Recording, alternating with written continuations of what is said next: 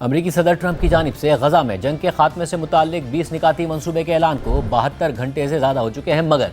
Hamas ابھی تک اس منصوبے کا جائزہ لے رہی ہے اور اس کا کوئی باضابطہ جواب سامنے نہیں آیا۔ صدر ٹرمپ پہلے ہی واضح کر چکے ہیں کہ حماس کے پاس منصوبہ قبول کرنے کے لیے زیادہ سے زیادہ 3 سے 4 دن کا وقت ہے۔ اس دوران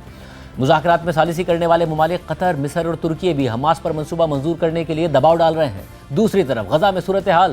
بدستور سنگین ہے اور اسرائیلی کارروائیاں پوری شدت کے ساتھ جاری ہیں۔ الجزیرہ کے مطابق آج بھی غزہ بھر میں اسرائیلی بمباری سے کم از کم 20 فلسطینی شہید ہو چکے ہیں، جبکہ غزہ میں اسرائیل کی جانب سے جاری نسل کشی کی کارروائیوں میں 7 اکتوبر 2023 سے لے کر اب تک مجموعی شہادتیں کم از کم 66,225 ہو گئی ہیں، جبکہ زخمیوں کی تعداد بھی 1,68,938 سے تجاوز کر چکی ہے۔ اس کے علاوہ غزہ میں خوراک کی قلت اور امدادی مراکز پر بھی فلسطینیوں کا قتل عام جاری ہے اور گزشتہ 24 گھنٹوں میں امداد کے متلاشی 2 فلسطینی شہید ہو چکے ہیں اور 44 زخمی ہیں، جس کے بعد اسرائیل کے مسلط کردہ قحط کے دوران خوراک کی تلاش میں مارے جانے والے فلسطینیوں کی مجموعی تعداد 2,582 اور زخمیوں کی تعداد 18,974 سے زائد ہو گئی ہے۔ اس ساری صورتحال میں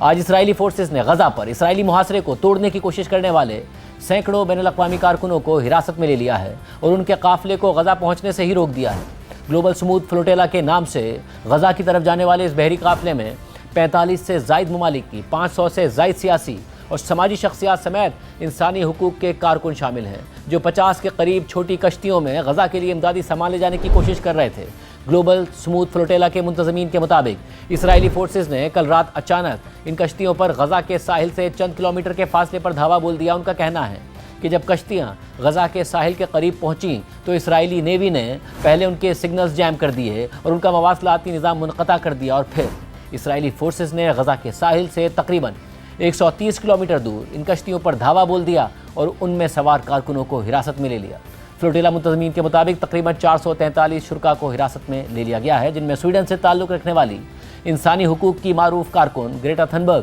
اور فرانس سے تعلق رکھنے والی یورپی پارلیمنٹ کی رکن ریما حسن بھی شامل ہیں۔ اس کے علاوہ اس قافلے میں پاکستان سے ایک وفد شریک ہے، جن میں سابق سینیٹر مشتاق احمد خان سمیت دیگر 6 سے زائد افراد شامل ہیں۔